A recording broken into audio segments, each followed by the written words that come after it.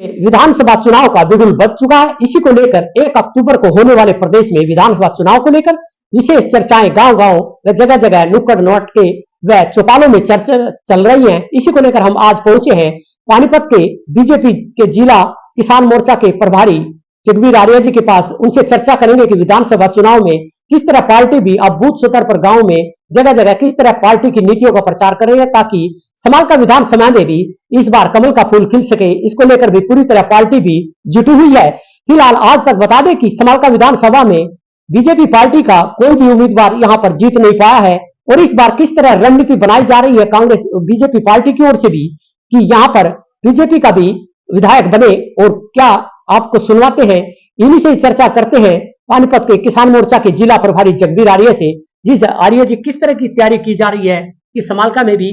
जो विधानसभा है बीजेपी का कैंडिडेट यहां पर आसानी से जीत सके? पार्टी क्या चर्चा चल रही है फिलहाल? जी जी,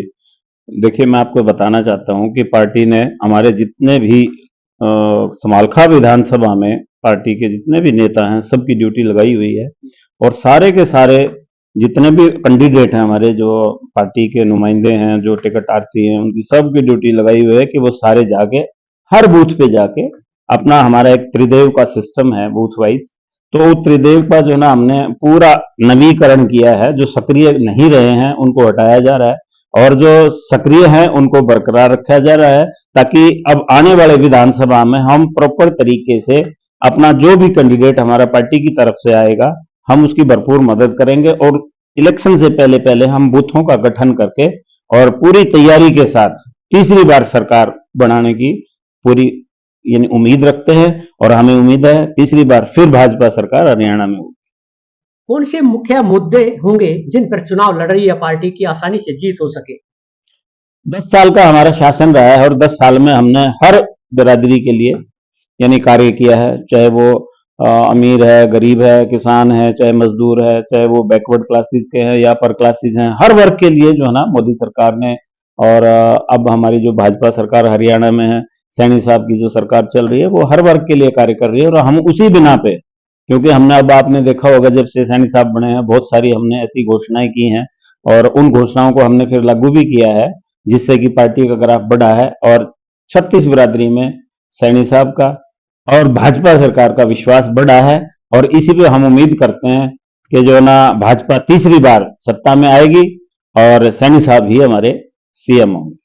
जी, समालका विधानसभा में आज तक बीजेपी का कैंडिडेट नहीं जीत पा रहा है और बार बार पार्टी भी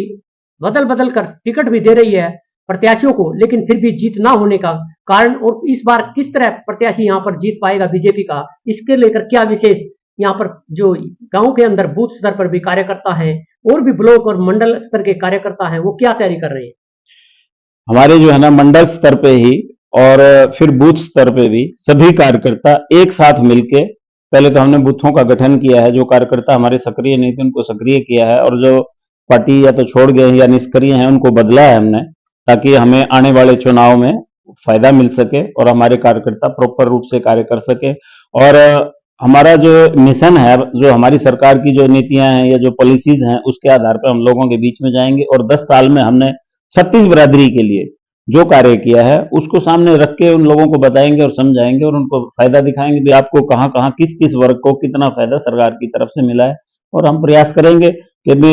हमारा जो भी यानी प्रत्याशी होगा समालखा विधानसभा से, ताकि उसकी घोषणा होने से पहले और इलेक्शन से पहले पहले हम सारे बूथों को कवर करके सारे वर्करों को एक्टिवेट करके पार्टी के लिए जनाधार बढ़ाएंगे और तीसरी बार सरकार फिर बनाएंगे। जी, समालका विधानसभा में जो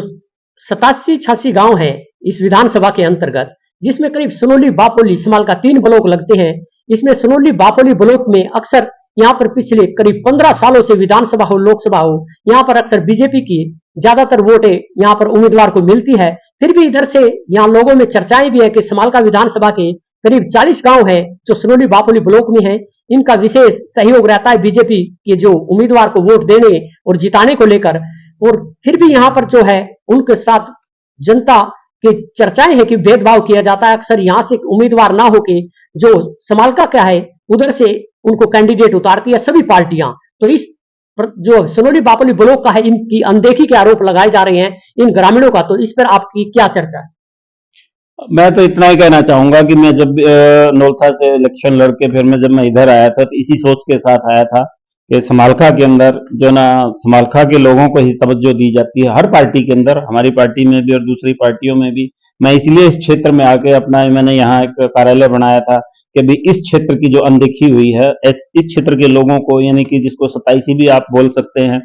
कि भी यहाँ के लोगों को अगर एक बार टिकट दिया जाए, एक बार पार्टी मौका दे, तो मैं ये समझता हूँ कि पीछे जो हमारे ऊपर हार का एक तमगा लगा हुआ है, हम उस तमगे को हटा देंगे। और बहुत सारे साथी हैं हमारे आज पार्टी के अंदर, बीजेपी के अंदर, जो हमारे इस 27 में है, बापोली और सरौली का जो क्षेत्र आपने हमें बताया है, इसके अनदेखी हुई है, इस बात में कोई दो राय नहीं है। और मैं तो पार्टी से भी गुजारिश करता हूँ और हमारे सारे साथियों की भी कोशिश यही है कि एक बार पार्टी इस क्षेत्र को भी मौका दे। इस क्षेत्र में भी प्रतिनिधि हमारे पास, हमारे नुमाइंदे पार्टी के हैं और वो सक्षम है चुनाव लड़ने में। और सारे कैंडिडेट जितनी पार्टियों के पास सारे समालखा में आते हैं, इस वर्ग में आके यहाँ कोई भी इस क्षेत्र में ध्यान नहीं देता है। तो मैं सोचता हूं अगर पार्टी अगर पहली बार ऐसा मौका एक बार दे के देखे, सनौली में और बापोली में यहाँ से कोई नुमाइंदा चुने 27 से, तो मैं आपको पूरी यानी कि उम्मीद के साथ और अपनी इच्छा शक्ति के साथ ही कह सकता हूं कि बहुत भारी बहुमत से हम शायद पहली बार समालखा विधानसभा को जीत पाएंगे। ठीक है, इसी सोच के साथ मैं यहाँ आके बसा था। ठीक है जी, और एक नुमाइंदा उसमें मैं भी हूँ, हमारे बहुत सारे साथी हैं जो पार्टी के जुड़े हैं, जिसको भी मौका मिलेगा सारे साथी मिलकर काम करेंगे, क्योंकि वहां से सारे कैंडिडेट अब तक समालखा से आते रहे हैं, वहां जितना भी वोट परसेंटेज है वो बराबर बढ़ जाता है उनमें। और हमारे क्षेत्र में आके वो जो भी ये क्षेत्र जिसके साथ लगता है वो कैंडिडेट जीतता है। और पार्टी को अब तक 33 साल में जितना भी वोट ऑफ परसेंटेज ज्यादा मिला है वो इसी क्षेत्र में आके मिला है। समालखा में हमें इतना यानी प्रतिनिधित्व या नहीं मिला है, पार्टी को इतना वोट ऑफ परसेंटेज नहीं मिला जितना कि हमें सनौली में और बापोली में आके मिलता। तो मेरी पार्टी से भी गुजारिश है कि भी आप एक बार इस क्षेत्र के लोगों को भी मौका दे के देखें, ताकि जिससे कि जो है ना पार्टी को एक निश्चित जीत की गारंटी मिले। जी, यहाँ पर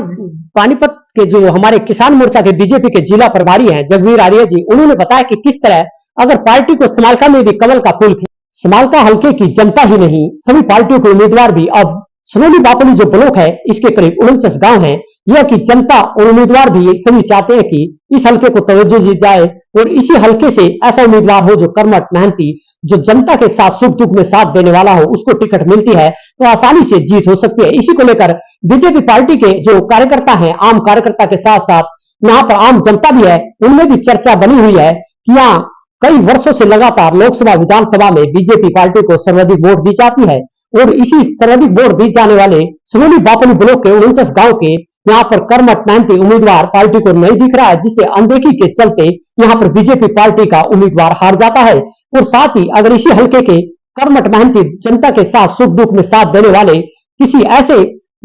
कार्यकर्ता को टिकट देती है तो आसानी से बीजेपी पार्टी भी समालखा में कमल का फूल खिला सकती है और समालखा में विधानसभा में फिर से यहाँ पर जो है विधानसभा में बीजेपी की जीत हो सकती है। इसी को लेकर लोगों ने भी चर्चाएं बनी हुई है और आम पार्टी के कार्यकर्ता भी। समालखा से यमुना भारत न्यूज के लिए उमेश त्यागी की रिपोर्ट।